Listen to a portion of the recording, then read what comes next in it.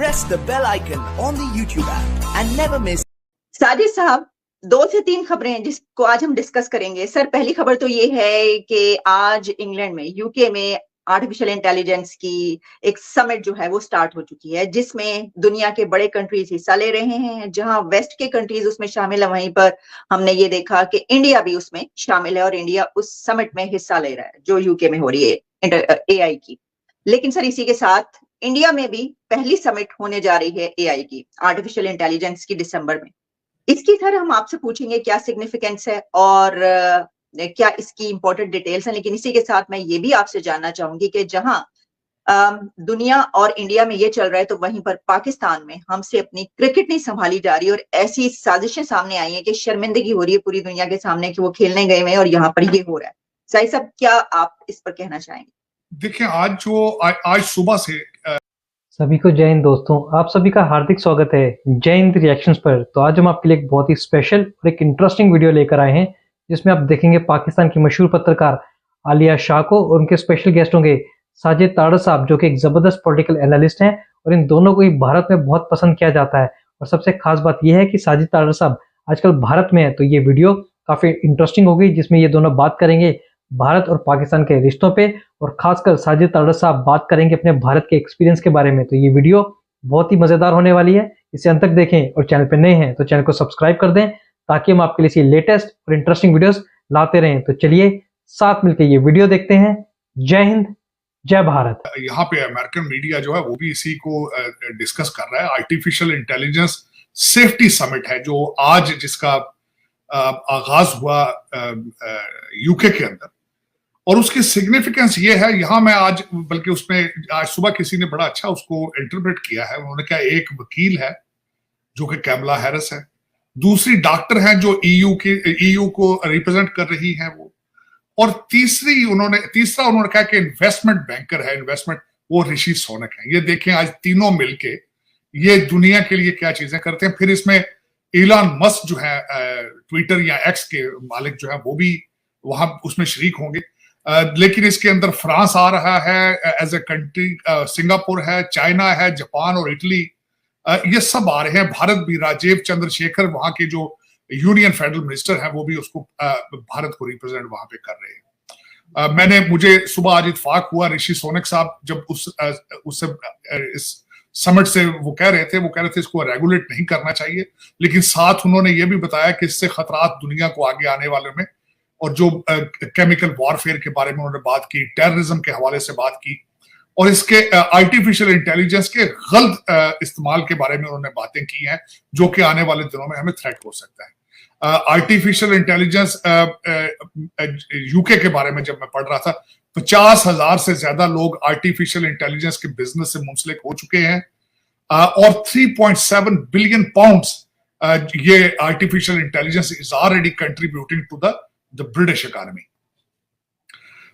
और इसके साथ जो मेरा इसमें सोच देखा जा रहा है, सिग्निफिकेंस इस चीज की है कि ब्लैटले पार्क है जहां पे जहां पे ये हो रही है समिट, और वहां की सिग्निफिकेंस ये थी कि सेकेंड वर्ल्ड वॉर में, और सोचा यही जा रहा था आज जो सुबह मैंने पढ़ा है कि कंप्यूटर का आगाज वहां से हुआ। वो इस तरीके से उसको रिलेट किया जा रहा था कि सेकेंड वर्ल्ड वॉर के अंदर कोड ब्रेकिंग जो होती थी वो साउथ इंग्लैंड से बकिंगमशायर जो है जगह, वहां से होती थी, और उसी जगह पे इसको सिंबलाइज किया गया है आर्टिफिशियल इंटेलिजेंस की समिट को।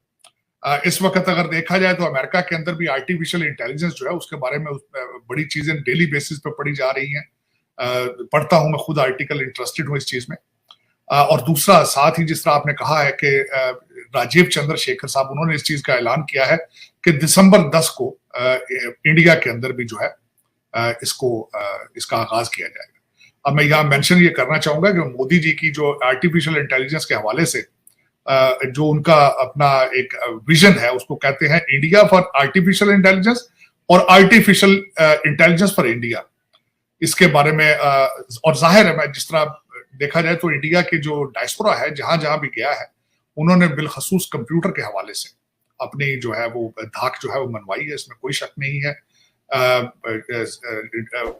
जब हुआ था 2000 हुआ था, जिसके बारे में सोचा जा रहा था शायद कंप्यूटर जो है क्रैश कर जाएंगे, दुनिया के अंदर बड़ा पैनिक था।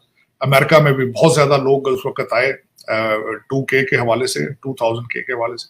और आजकल भी जहां देखा जाता है कि अगर साइबर सिक्योरिटी के बारे में कॉन्ट्रैक्ट्स अगर देखे जाएं तो वैसे आर्टिफिशियल जहां भी देखा जाए तो भारतीय जो है वो अपना लोहा मनवाने के लिए आगे आगे होते हैं। और अगर देखा जाए इस तनाजर से कि इंडियन इंस्टीट्यूट ऑफ टेक्नोलॉजी जिसका आगाज जवाहरलाल नेहरू ने कर दिया था, मौलाना आजाद ने जब उनकी बुनियादें रखी थी, तो यही चीजें भारत को आगे लेके जा रही हैं। उनकी रिसर्च और उनका इस चीज में इंटरेस्ट लेना। और साजिद साहब अब देखें ना, दिसंबर 10 को जो वो करवा रहे हैं नेक्स्ट मंथ अपनी आर्टिफिशियल इंटेलिजेंस, ये ग्लोबल समिट है, तो इसका मतलब है कि पूरी दुनिया के लीडरशिप फिर वहां पे मौजूद होगी, पूरी दुनिया की टेक फिर वहां पर मौजूद होगी। इस वक्त अगर देखा जाए तो they have monopoly on this business, on the computer और intelligence manufacturing, not only computer intelligence. अगर देखा जाए तो आज अमेरिका का सारा जो कंप्यूटर सिस्टम है, क्योंकि आप माइक्रोसॉफ्ट के देख लें, गूगल के सीईओ देख लें, इस इंडस्ट्री सिलिकॉन वैली कैलिफोर्निया चले जाए तो आपको यही लगता है you are sitting in mini India. तो इसमें उनको हमें एक्सेप्ट करना चाहिए, लर्न करना चाहिए। हमें ये नफरतों से आगे चल के अपने दिमाग को खोलना चाहिए और लर्न करना चाहिए। You are never late in anything, ये तो सबसे बड़ी बात ये है। लेकिन जब मैं पहले हमेशा ये कहता हूं कि आप जब नफरतों के दरवाजे बंद करेंगे तो अकल के दरवाजे तब खुलेंगे। तो हमें सोचना चाहिए उस साइड पे। तो साहिब, क्या आपको नजर आ रहा है कि इस इंडस्ट्री पे भी, आर्टिफिशियल इंटेलिजेंस की इंडस्ट्री पर भी आगे इंडिया ही रूल करता हुआ नजर आ रहा है? देखें, इसकी सूझबूझ जो है वो तो उन्हीं को है। जब गूगल वो चलाएंगे, जब माइक्रोसॉफ्ट पे वो अपना पलड़ा भारी रखेंगे, जब साइबर सिक्योरिटी पे उनका ग्रिप होगी। यहाँ पे नासा में अगर आप देखेंगे इंडियन डायस्पोरा कितना एम्प्लॉयड है ऑलरेडी। और दूसरा, उन्होंने जिस तरीके से आप स्पेस के अंदर मोनोपोली अगर उनके देखें बनेगी आने वाले दिनों। आदित्य L1 उन्होंने सूरज पे अपना जो है सैटेलाइट को छोड़ दिया है। 2035 में वो अपना स्पेस स्टेशन बनाने के बारे में सोच रहे हैं। 2040 में वो चांद पे जाने के लिए सोच रहे हैं। तो ये सारी चीजों को जब आप कंबाइन करते हैं तो not only artificial intelligence, you are talking about technology. इस वक्त अगर देखा जाए तो फार्मास्यूटिकल सारा इस वक्त इंडिया से सैंपल हो रहा है, बन रहा है वहां से।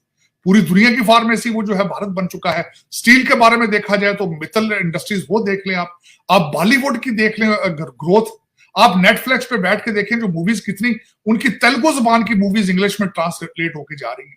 तो अगर देखा जाए तो ये एक चीज नहीं है आलिया, ये तो एक पूरा, जब आपके अंदर एक नेशनल प्राइड होता है, जब आप समझते हैं कि we are the 5th largest economy and we have to move towards to becoming a 3rd largest economy. तो ये पूरे एक पूरी नेशन जो है वो पुश कर रही है अपने आप को, और लार्जेस्ट पॉपुलेशन है और लार्जेस्ट मिडिल क्लास है, लार्जेस्ट यंग नेशन है, और उनको एपेटाइट है टू ग्रो, जो सबसे बड़ी बात ये है। और उसमें साथ जो मोदी साहब ने किया है कि नेशनलिज्म का जो उनको एक दिया गया है, बिलखसूस जब भी चंद्रयान 3 गया है, उसका सबसे बड़ा फायदा भारत को नेशनलिज्म का हुआ है। देखिए ना, टेक्नोलॉजी तो एक अलग की बात है। मैंने देखा है कि मोदी साहब उस वक्त मेरे ख्याल है साउथ अफ्रीका के दौरे पे थे, किस तरीके से वहां से वो बोले। फिर एक नेशन को बूस्ट मिला है। लेकिन अफसोस के साथ जो अगला टॉपिक हमारा जिसमें बात कर रहे थे कि हमें डेली बेसिस पे पूरी खबरें मिल रही है, डेली बेसिस पे।